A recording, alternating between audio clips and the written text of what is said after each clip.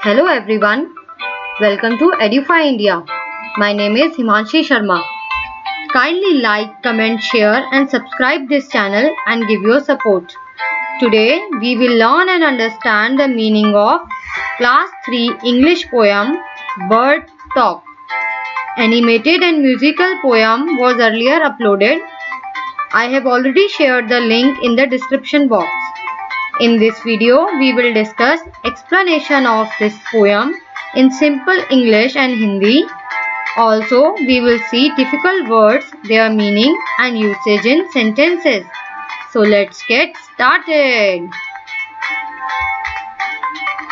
Friends, there are lots of ways in which birds communicate with each other.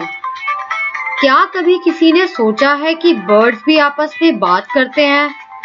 तो बच्चों, हम इस poem से ये जानेंगे कि पक्षी भी एक दूसरे से बातें करते हैं। उनकी अपनी एक दुनिया है। So let's read first stanza. Things said the robin, things said the jay, sitting in the garden talking one day. इस पोयम में दो पक्षी हैं, जिनका नाम है रॉबिन और जे। रॉबिन और जे एक बगीचे में बैठे हैं और एक दूसरे से कुछ बात कर रहे हैं। तो सोचो बच्चों, वो क्या बात कर रहे होंगे और किसके बारे में बात कर रहे होंगे? तो आगे हम पढ़ते हैं और जानते हैं। Think about the people, the way they grow, they don't have feathers at all, you know.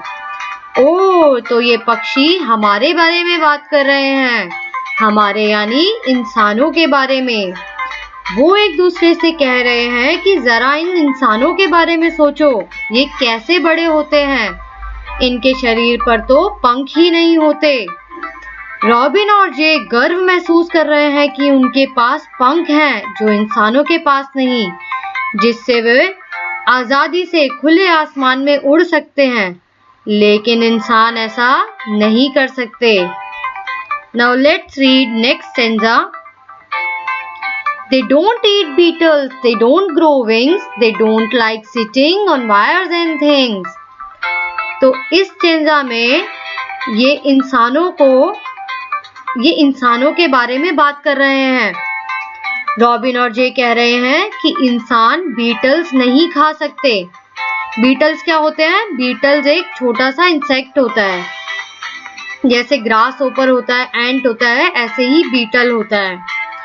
अब वो कहते हैं कि इंसानों के पास तो पर ही नहीं होते और इंसान वायर्स यानी कि तारों पर भी नहीं बैठ सकते, लेकिन ये सब काम पक्षी आसानी से कर लेते हैं, जिस बात की उन्हें बहुत ही खुशी है।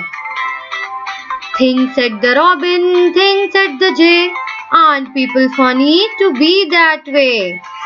रॉबिन और जे को इंसान अपने से अलग लगते हैं, इसलिए उन्हें इंसान अजीब लगते हैं और फनी भी लगते हैं। बच्चों, जो भी चीज हमारे जैसी नहीं होती वो हमें अजीब, अटपटी और फनी ही लगती है, इसलिए वो अपने आप को इंसानों से बेहतर पाते हैं। तो इस पोयम से हमें पता लगता है कि बर्ड्स में भी कुछ ऐसी क्वालिटीज होती है जो इंसानों में नहीं होती, इसलिए हमें हमेशा अच्छी क्वालिटीज और किसी की यूनिकनेस को अप्रिशिएट करना चाहिए। I hope you have understood the poem well. Now let's discuss difficult words and their meanings. So the first word is beetles. जैसा कि मैंने आपको पहले ही बताया, beetle is an insect. Now let's see the picture of beetle. Now let's use beetle in a sentence. The beetle came close to my hand. Next word is sitting. Sitting means to be in seated position or in a comfortable position. For example, you can see in this picture, students are sitting on the floor. Next word is wire. Wire is a thin and flexible thread or rod. You must have seen wires hanging on the electricity pole. Now how can we use this word in a sentence? Birds are sitting on the telephone wire. Now let's see the last word. Funny. Funny is something which causes laughter. कुछ भी मजाकिया चीज funny कहलाती है. For example, funny jokes. So let's use this word in a sentence. It was a funny poem to read. Friends, at last I want to say, be free.